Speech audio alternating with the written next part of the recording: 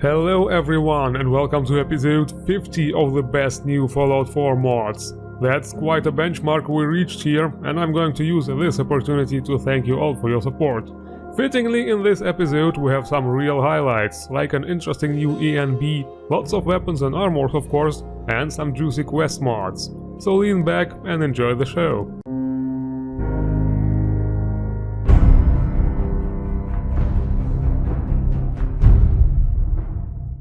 So, ENBs! We got tons of them, and at that point it's really hard to come up with something new. And yet, here it is. Inc., the ENB Graphic Novel by Trey M. That's definitely different. Reminds of games like Mad World or the movie Sin City a bit. It does really look like a graphic novel. There was actually a similar ENB for Skyrim I reviewed called Painterly ENB. Of course, it's safe to say that ENBs like that are not really meant for gameplay, and are more for taking epic screenshots. With ink you can take a screen pretty much everywhere, and it will be good enough to put it on the wall, or use it as a wallpaper. Those nice colors, by the way, do not switch automatically. You can choose them in the ENB menu. You can fully customize the color scheme, enable dual colors, and set separate ones for day, night and interiors. So, in other words, with this ENB, you are in for a very colorful experience.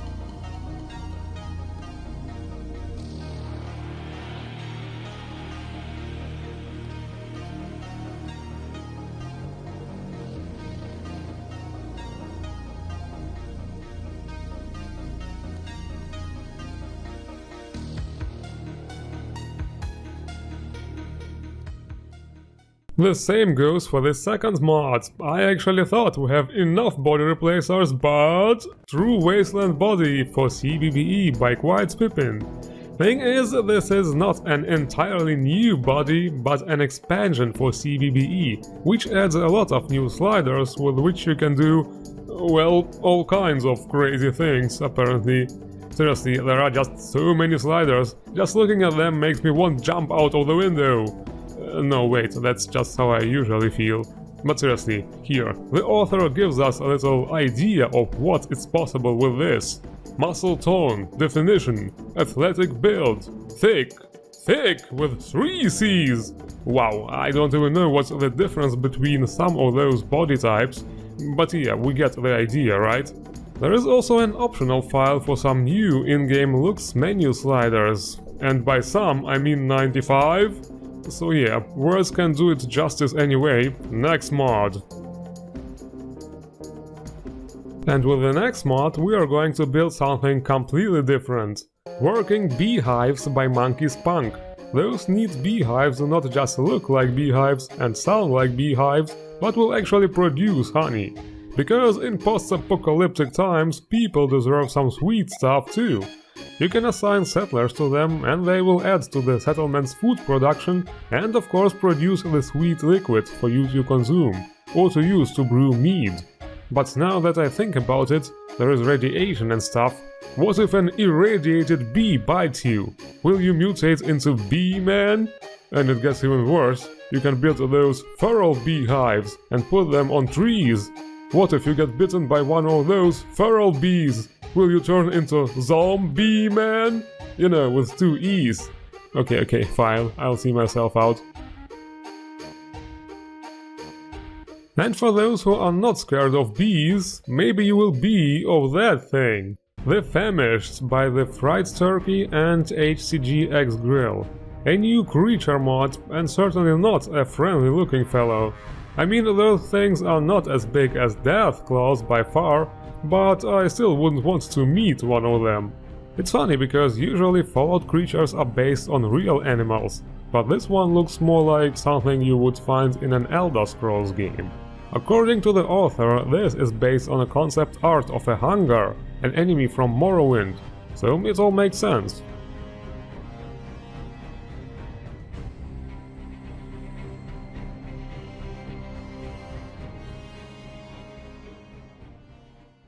Well, since those things look so hungry, we should prepare a special meal for them, out of bullets. Sjogren Inertia, sweet dreams are made of these, by Ask Says.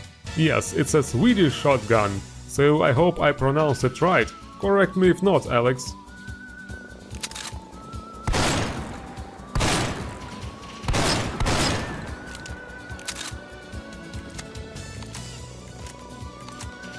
Very cool reloading animation. The customization also has some highlights. Even a broken gun which you can use to, you know, hit people.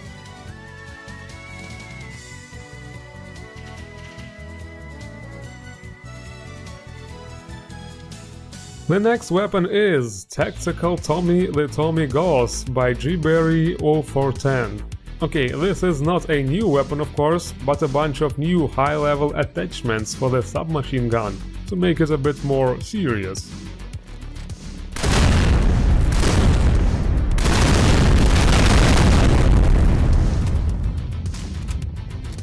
The customization here is of course just the SMG with the new stuff, but nevertheless, it's a neat weapon and fun to use.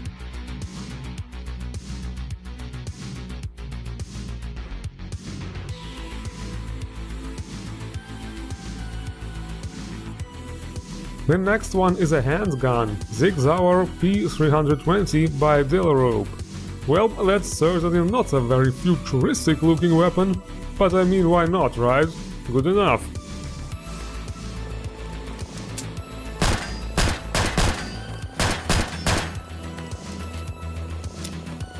The customization here is quite present too. It's possible to change the ammo type, and there are a lot of glowing sights options.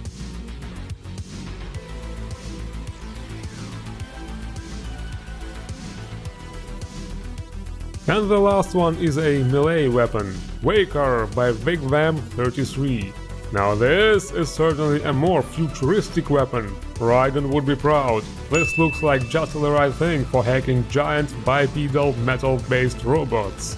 The customization is also very nice, lots of cool skins and effects we can put on the blade, and there are also some wearable accessories for the hip and back to be used with the Visual Equip mod. Now let's see if we can use this thing the correct way.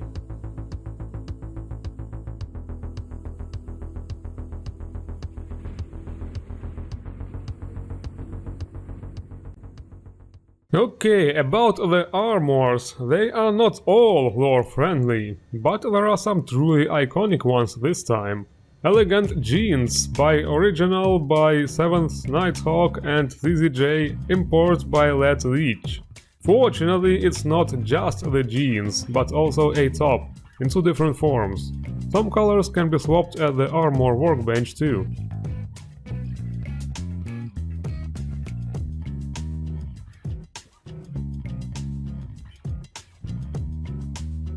But don't worry, the lore police is on the way, and it's called America Rising, Gear of the Enclave by Ottelino and Waste of Space 95.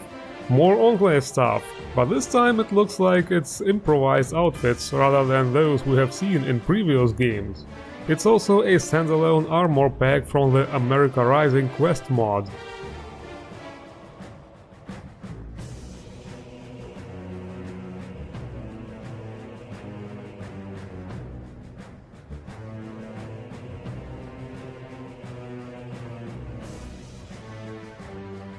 But now the lore police is gone. Slave Leia by Blutarski. Yes, that was on purpose, obviously. So, what can I say here? This is probably one of the best outfits ever created, in terms of being easy on the eye. And that's why a well-deserved conversion. Might not be so practical for firefights, though.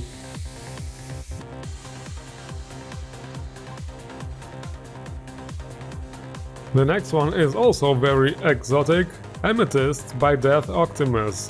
Okay, this must be a mashup of some sort, because it looks absolutely crazy. I don't think this is inspired by some existing stuff, correct me if I'm wrong.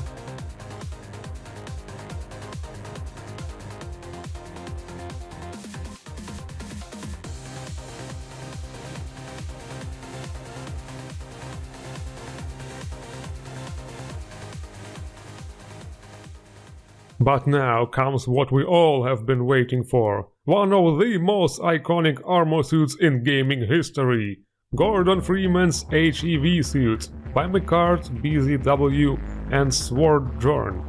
Yeah, I know, it looks a bit weird, especially the helmet looks like it's a model from a PS1 game.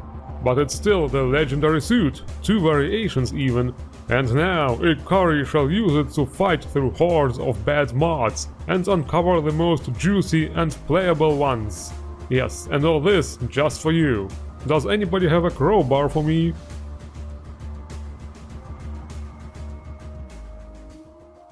Alright, it's finally time for danger and adventure, or something like that.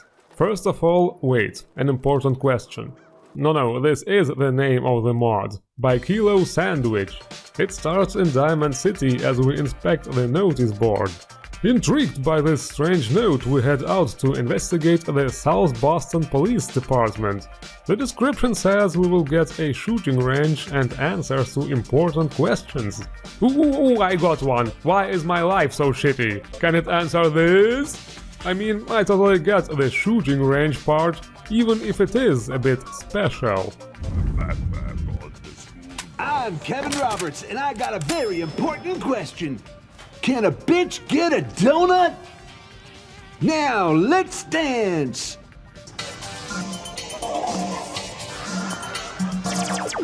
Have you seen my friend Kevin Roberts? Because I got that bitch a donut. Yeah, it seems it's a shooting range with an entertainment factor. I mean, it's certainly impressive in terms of scripting and all, also kinda challenging, and I bet something interesting will happen if you manage to beat it. So I guess have fun trying to beat it off. But okay, here comes the big question, the big quest mod. The Machine and Her by Nika-Cola. This is another DLC-sized quest mod with over 6,000 lines of dialogue. Those have been popping up a lot lately, very nice. To start this one, we have to tune into this new radio station.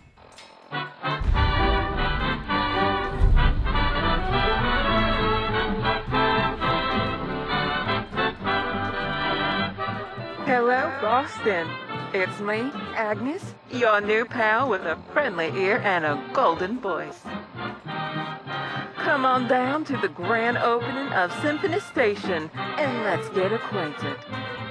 This radio station is one of the highlights of this mod, because it features over 50 tracks and a voiced DJ. But anyway, we head down to that station to find out what's going on. It's an interesting looking place for sure, and also where we meet Kit, who is also one of the big highlights of this mod. You're gonna want to turn around very, very slowly.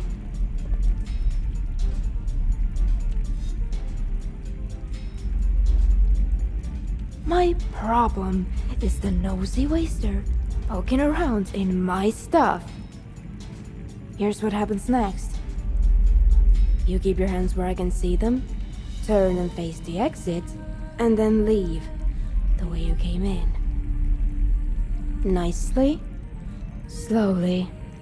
Kit is the character who this mod seems to spin around, and also a very complicated follower. She comes with an affinity system way more elaborate than vanilla followers, because she does not only have one affinity value, but more like a curve which is built by a trust and a cynicism value.